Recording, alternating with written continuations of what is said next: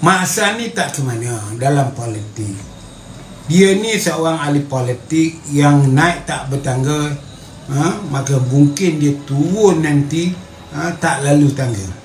Maksud saya, kalau nak pergi ke jawatan timbalan presiden itu, pergilah naik presiden dulu. Kecuali Tun Razak, Tengku dan Tun Razak, lain pemimpin yang ada sekarang, semuanya sebelum jadi timbalan presiden akan jadi naib presiden. Jadi Mak Hassan ini dia terus timbalan presiden. Jadi dia garah, maka timbullah masalah di kalangan UMNO sendiri yang tak serasi dengan dia. Contohnya waktu pilihan raya di Rantau dia bertanding, dia timbalan presiden, mungkin masih itu masih lagi pemangku presiden. Wanita UMNO pergilah berjumpa dia, nak bagi tahu, Datuk Seri, saya balik dululah, nanti saya datang lagi. Bukan dia kata dekat wanita UMNO tu, terima kasihlah awak bantu saya, jangan tak datang ya, perlu saya minta sokong anda bantu. Tapi apa dia kata dengan wanita itu, wanita itu masih hidup. Pergi tanya dia, kalau tak betul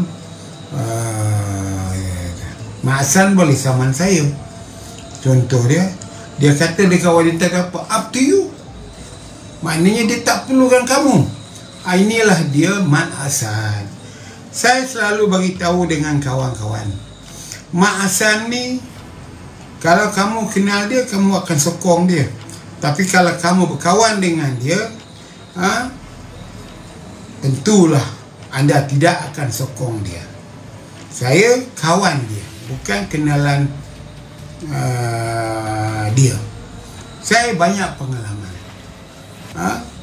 Saya dan Cikgu Bat pernah membantu dia dalam pilihan raya umum 208. Cikgu Bat sekarang dulu dalam PKR, sekarang dalam Parti Bersatu. Nanti satu hari kami akan buat live mendedahkan kisah Tok Matnya, bagaimana dia boleh menang 2008. Okey. Tapi saya juga diberitahu oleh seorang lagi. Orang ni orang undang-undang. Dia kononnya lawyer UMNO. Dia pun berjumpa dengan Mak Hassan uruskan soal legal undang-undang dalam UMNO ni. Jadi lepas segala benda dah selesai, dia pun minta lah dekat Mak Hassan ni selaku pemangku presiden, macam biasalah kita kena ayat ni, bos, tolonglah bos, ni payment belum bayar ni, UMNO tak bayar lagi kat saya ataupun dekat syarikat peguam tu lah. Apa dia jawab? Tu you uruskanlah sendiri. Apa punya bendanya ni? Saya tak nak lah cakap maki-maki Mak Hassan. Ini ke dia pemimpin? Patutnya pemimpin. Dia firma peguam, ada benda yang dia nak bayar, kaki tangan dia nak bayar, research officer dia nak bayar. Kalau dia serahkan sabkan kerja tu pada syarikat peguam lain, perlu bayar.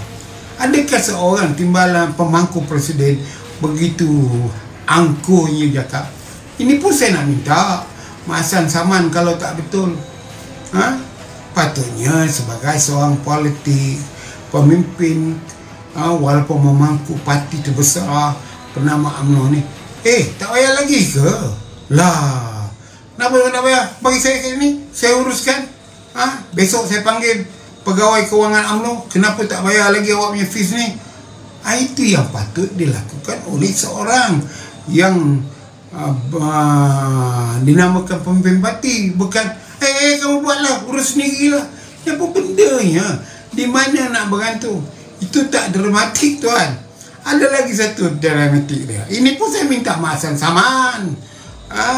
Kalau Mak Hassan kata ini fitnah, dia pun jumpa lah cikgu dia. Dia pun berpeluk-peluk lah dengan cikgu dia. Pencerita ni kawan dia. Dia kata kawan dia bercerita, masa Mak Hassan sekolah dulu, dia suruh okok dia dalam tai tu. Kat belakang tai kan ada gaitan tu. yang kita kalau ikat masukkan selit tu, dia tak rokok. Dia jumpalah cikgu dia, menangis-nangis lah cikgu dia dengan cikgu dia. Kalau cikgu tak mengajar saya tak jadilah macam ni, macam-macam lah kata-kata yang baik bagi cikgu dia. Kerana dia jemputlah datang cikgu dia tu ke pejabat menteri besar dia, maka dapatlah dia cikgu besar, cikgu itu berjumpa dia di pejabat dia. Kali ni apa terjadi tuan-tuan? Cikgu dia keluar pada bilik menteri besar, yang mak asal menteri besarnya, menangis. Pasal apa menangis?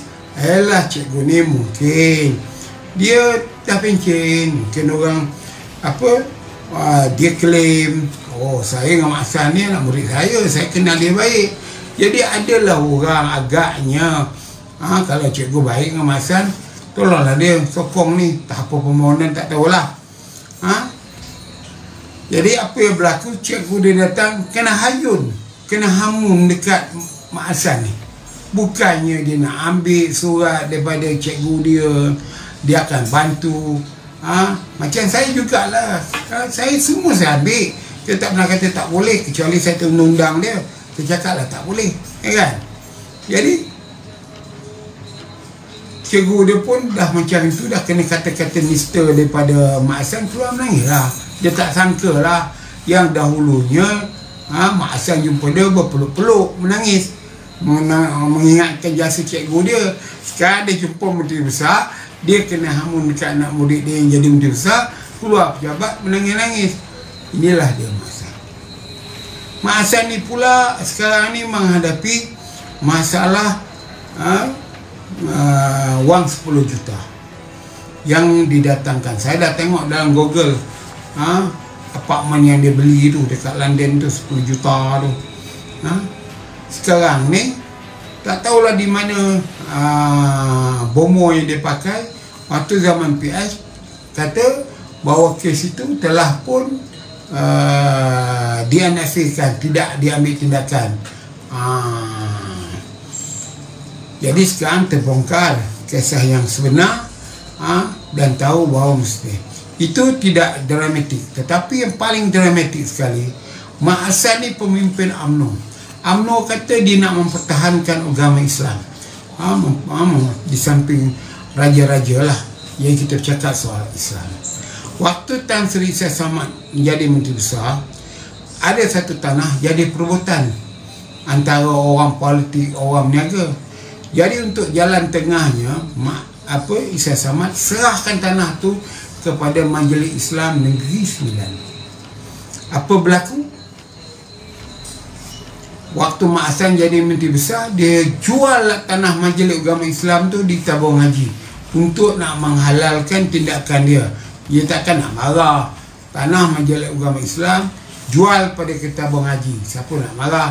Tetapi logiknya, kenapa awak selaku menteri besar, tokoh korporat, jual kereta Mercedes, tak beritahu dengan Majlis Agama Islam, ni tanah ni luas 9,000 ekar, cuba kita jadikan ladang, tanam kelapa sawit, dah 5 tahun dapat hasilnya. Tidak jadi begitu.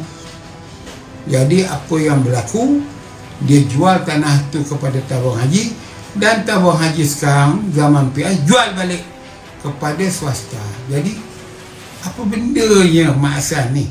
Itu sebab saya kadang-kadang ketawa tengok orang UMNO ni menjulang-julang Mak Hassan. Saya kata, you kenal Mak Hassan, you suka dengan ucapan dia, you sokong lah. Tapi macam kami, orang yang ada pengalaman, saya ada pengalaman ni dengan Mak Hassan ni, nak kata siapa paling malaikat 44 lah, supaya dia jangan jadi Presiden UMNO ni, tidaklah. Tapi kalau boleh kita elakkanlah. Mak Hassan ini wajah sebenarnya lain daripada wajah yang kamu dengar dia bercakap. Cakap Stalio Negeri Sembilan ni memang menarik, tapi perangai dia, perbuatan dia tak sama dengan cakap tu. Ini yang saya nak beritahu dengan tuan-tuan. Jadi berhentikanlah nak menyokong Mak Hassan ini jadi pemimpin untuk memimpin UMNO. Dia ni bukan satu orang yang mesra alam, bukan seorang yang nampak kamu Serongkuannya zaman Pak Lah dulu, walaupun dia Perdana Menteri, dia kawan saya juga, dan kemudian pecat saya jadi ahli. Puan-puan dia jumpa saya, dia tegur, dia tumbuk perut saya, kan, sebab kami kawan daripada zaman muda. Mak Hassan tidak begitu. Kalau dia dah tengok kamu sebagai orang dia tak suka, kalau dia lalu macam Sultan lah, yang lalu kapit merah, takkan dia nak keluar kapit merah. Kita lah kena pergi ke menyongsong dia di kapit merah untuk bagi salam atau nak cium tangan dia. Mak Hassan begitulah. Kalau dia nak lalu, dia nampak kita, bila dia nampak pula kita yang dia tak suka, jangan haraplah dia nak menyimpang jalan ni nak tuju tu, nak pergi jumpa kita, nak tegur siapa. Itu bukan Mak Hassan. Jadi untuk Marzam Kasim, itulah jawapan saya. Yang anda kata itu belum jadi Perdana Menteri. Kalau jadi Perdana Menteri, tak tahulah apa akan jadi.